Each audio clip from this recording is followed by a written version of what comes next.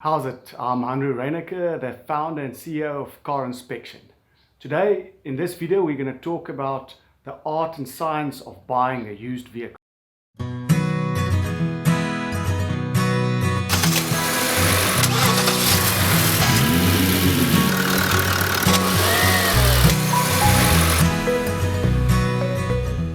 Today, I want to delve into the process of shopping for a used car and then eventually buying that vehicle.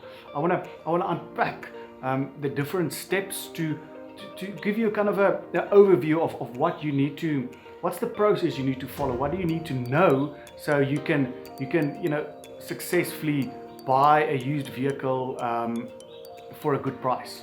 So buying a used car is not as easy as everybody makes it out to be. It's, you can't just walk into a store, a dealership, or somebody's house, where you're buying the car from, and spend 20 minutes there and drive out with your car.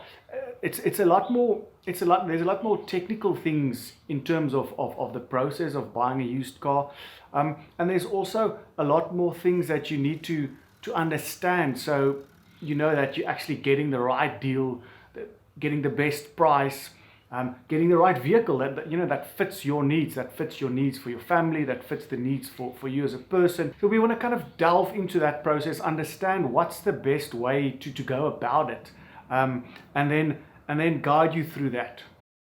So when a person decides to buy a used car, the first place most people start with is quickly hopping online, and looking at the various marketplaces out there and seeing what kind of cars that they can buy.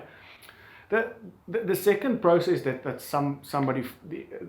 is normally followed is then, after you've identified a vehicle on one of the marketplaces, you then phone the seller. Is it a private individual? Is it a dealership?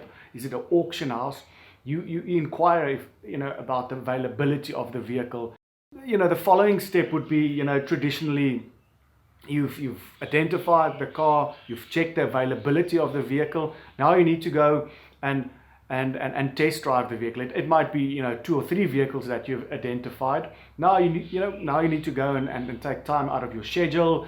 You have to go to the various places, being at a dealership, being at a private individual. You need to arrange a time. You need to go and look at the car, test drive the car.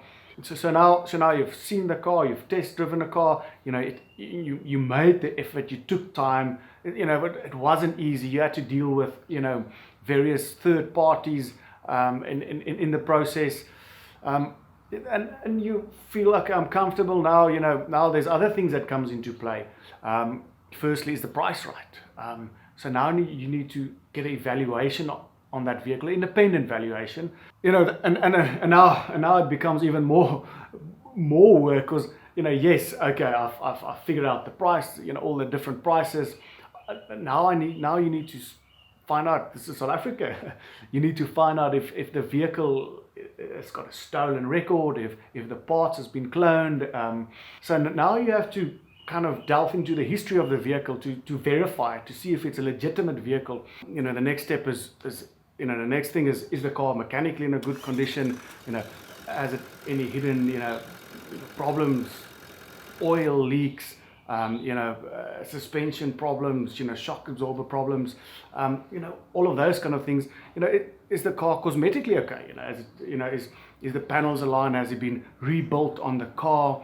Is there been major body work done, big respray work? Then apart from all of that, there's certain terminologies you need to understand. Things like on the road fees. What is a F&I at the dealership? What is a roadworthy certificate? How do you get a roadworthy certificate? All the costs involved in that. Change of ownership. How does that work? When you eventually purchase the vehicle. All of these things I mentioned is integral in the buying journey, the buying process. The more you know about each of these steps, the better decision you can make, the more informed you'll be. Buying a car or a used car is a big financial and emotional decision, because you're gonna take a lot of money and you're gonna spend a lot of money on this vehicle, and then in the end of the day, you want to base your decision on the knowledge you have about the previous steps we quickly ran through, and you want to take the emotion out of the decision. You don't want to make emotional decision. You want to base your decision on facts. You want to make sure everything is in order, not what your heart says, but what your head says. So what we've done at Car Inspection is we broke the whole process down into three areas, three themes, if I can call it like that, and we named it the pre-inspection of a second-hand car checklist. These three areas is we call it the 3 V's: verify, evaluate, and validate. So the first V is validate, and that means to validate the condition of the vehicle, to see if the car is cosmetically, mechanically, electrically in a good condition. Then the second V, evaluate, is quite an important one, because you want to buy a car that's the price is right. You don't want to overpay for a car, or even underpay. The dealer's too good to be true, and then you find there's other problems that is associated with that cheap price.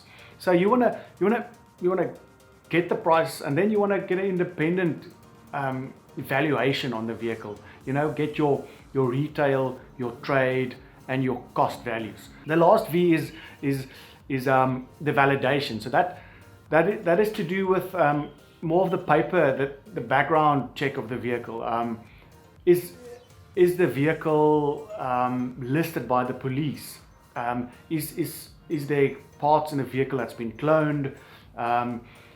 Is the vehicle that's in front of you actually the same vehicle that's got the same VIN number, the same registration number? So to conclude, a second-hand car inspection is an integral part of buying a car, and it doesn't mean you need to find a mechanic to go and inspect the car. It's more the holistic thing. Yes, you have to do the mechanical checks, but like I said, the valuation is very important. The verification is very important. So a pre-purchase inspection of a second-hand car is really doing your homework well before you go to the car. If you like this video, please go and like it on YouTube. There's other videos to come. Go and visit our website, read about what we're doing, how we're doing it, and empower yourself.